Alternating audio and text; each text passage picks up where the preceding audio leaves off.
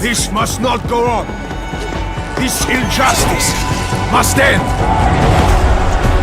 An increase in the number of terrorist attacks highlights the danger posed by augmented citizens.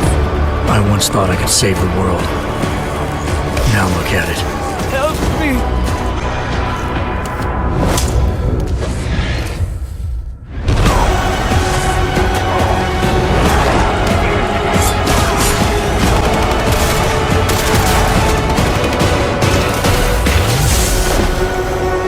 Sometimes, you just have to let go. All you man are my youngers. You man are my youngers, bruv. If you can't do 10k for a suite, then I don't wanna hear no chat about numbers. You man are my youngers, all blacked out like grungers. 10s and 20s and hundreds, 10s and 20s and thousands. I can't ever just loud them. On Mount Everest shouting, soon go back to the mountains. Third album, nigga, I blessed the beat with smoke. And my day one bros, they kept me close. Then I sit my techni, take a tour. They're trying to get me on the ropes. I broke it, especially in this cold. So please, man, let's just be adults. And don't be flexing in my boat. Nigga, you can't test me, I'm the GOAT. Rolex collection. Strategies for eliminating disease, providing cheap but high-quality products to the world's poorest, improving quality of life and social interconnectedness, and so on. Technology that we don't notice because it's blended in with the fabric of the world, but would immediately take note of its absence if it became unavailable. Have you ever tried to travel to another country on foot?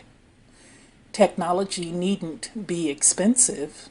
Indeed, if a technology is truly effective, it'll pay for itself many times over.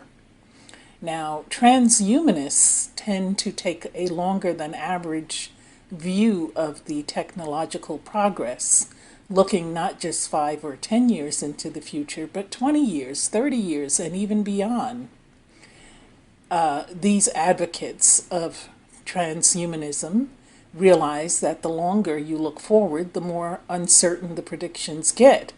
But one thing is quite certain: if a technology is physically possible and obviously useful, human or transhuman, ingenuity will see to it that it gets built eventually. As we gain ever greater control over the atomic structure of matter, our technological goals become increasingly ambitious and their payoffs more and more generous. Sometimes new technologies even make us happier in a long-lasting way. And the internet would be, I guess, a prime example. However, in the following list, I want to take a look at some of the major transhumanist technologies. At the top of my list is cryonics. Now, as you can see here, there's an organization called alcor.org who is, they're part of the Life Extension Foundation, and cryonics, which is their specialty, is the high fidelity preservation of the human body, and particularly the brain. Now, I have mentioned this in earlier videos, and how it works is that after what we would call death, in anticipation of a possible future revival, cryonics is an important transhumanist technology, not only because it is already available today, but because the technology is relatively mature, and we can reliably stop cells from decaying. In vitrification, the brain is not frozen in the conventional manner, but with a cryoprotectant or an antifreeze mixture, which effectively prevents the formation of crystals and causes the water to freeze smoothly like glass. Now, maintenance of a cryo patient is not difficult. It requires no electricity, but merely the replenishment of liquid nitrogen about every 3 weeks. And as cryonics becomes more popular, this process could become automated and extremely reliable. tablespoons are in a cup? There are 16 tablespoons in a cup. Babe, food just got here. Why you cooking? Who's that? You're the most beautiful woman I've ever seen. In French is Tu es la femme la plus belle que j'ai jamais vue. Alexa, turn on the sprinklers. Honey, I already ran the sprinklers. Alexa, stop. Things are getting way too wet around here. Alexa, dim the lights. Alexa, lights up. Alexa. Add bath oils to my shopping list. Alexa, no. Don't do that. Read my audiobook. I was in his hands. I was being changed. All the... Do you know if we have any extra ones, please? Or... I mean, they're probably not using this one. Also kissing him. That everything was breaking and changing and turning in me. Honey, other people have to use it. Transhumanism, founded by the British eugenicist Julian Huxley, is defined by the shift from evolution by natural selection to evolution by intelligent design.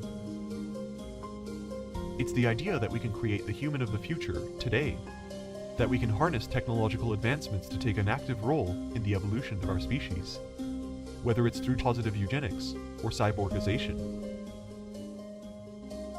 Transhumanism is often mistakenly confused with transgenderism, which is still technically a subset of humanism, while in transhumanism, you won't only be able to change your gender, but also your species itself. Transhumanists aim to overcome human limitations, and many even want to become a kind of robot or technological species that directs its own evolution. Transhumanists aim to overcome human limitations by editing our genes, taking on new artificial forms, and communicating in new ways. One day, we may even be able to inhabit the body of humanoid robots, attend business meetings with avatars, or travel the world as pure information. Our technologies are extending the perimeters of our humanity and redefine what it is to be an organism. If humanism idealizes biological bodies and posthumanism epitomizes purely digital bodies, then what will there be in between? The transhuman, or transitory human, is an intermediate state where we begin the process of merging with machines, reaching a point where the words natural and artificial become synonyms, or better yet, lose their meaning entirely. Perhaps you've heard the saying, "There's no black and white, only shades of gray."